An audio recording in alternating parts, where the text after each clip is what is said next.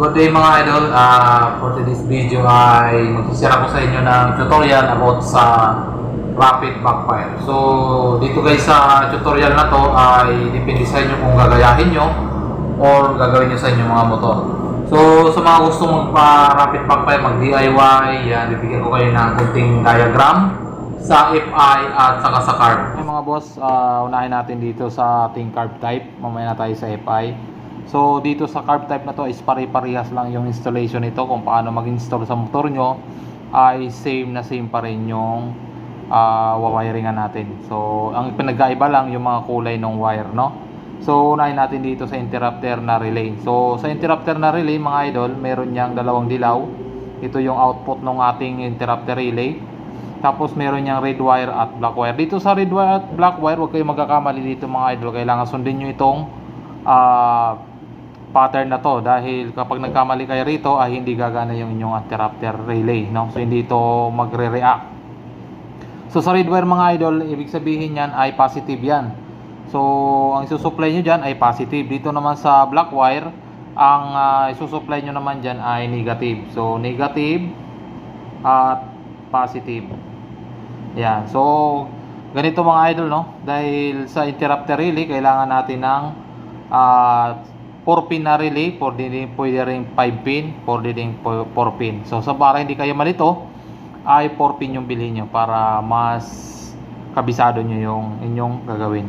So unahin natin muna dito sa ating dalawang dilaw. So itong dalawang dilaw natin mga idol, yung output ng ating interrupter relay ay i-connect natin yan dito sa relay sa 85 at sa 86. So walang problema kung saan siya tumapat. Itong dilawang dilaw na yan, wala problema kung saan nyo yan isuksok dyan, basta dyan sa 85 at 86 ng 4 pin relay or yung ating horn relay. So yung number 30 mga idol ay i-connect natin sa battery, direkta sa battery to. Positive ng battery,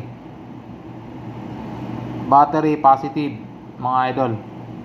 Ngayon kung maglalagay kayo ng switch ay dito kayo sa red wire naman dito sa may interrupter relay. So itong mga idol ay pwedeng gawin natin yung on-off switch or yung hollow switch. Pwede yon. So kung gagamitin nyo naman ay on-off switch lang, ganito yung magagawin natin. Dalawang terminal lang naman yung on-off switch. Yan. Dalawang terminal lang naman yan. Yung red wire na yan ay didiretso dito sa ating switch. Ayan. Tapos itong isang terminal ng switch natin ay papunta na ng accessories wire yan, ECC wire. Yan, sa Honda, ang accessories wire ng Honda ay kulay black, sa Yamaha naman ay kulay brown, sa Suzuki ay kulay orange, at sa Kawasaki naman ay kulay orange din. Ayan. So yan ang yung pagkakabitan nito para mag-trigger yung ating relay at gumana yung ating relay na ating pang rapid backfire natin. So itong 87 na ito mga idol ay papunta na yan dun sa pick up coil natin. Yan. So huwag kayong magkakamali mga idol, carb type tayo. Pick up coil or pulser. Yan. So ang pulser matatagpuan yan sa papuntang stator. So hanapin nyo lang dun mga idol. Kapag sa Honda naman ay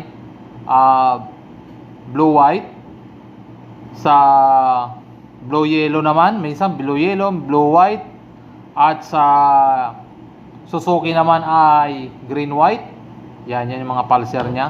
Dun sa mga Yamaha naman ay white red. Yan. So hindi ako nagkakamali, pa-check na lang ng maigi yung pulser natin.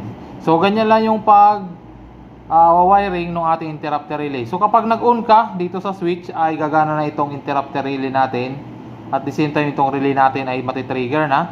At ito naman ay magbibigay ng paputol-putol na supply dahil kinokontrol siya ng ating relay. So merong adjustable na relay at meron din yung naka-set na relay. So yun lang mga idol dito sa ating carb type na rapid backfire. So proceed tayo guys sa FI. So walang pinagkaiba sa carb. Ang kinaibahan lang mga idol, itong 87 ng relay ay papunta sa ating ignition coil. So sa positive na ignition coil, doon nyo ilagay itong 87 ng ating relay.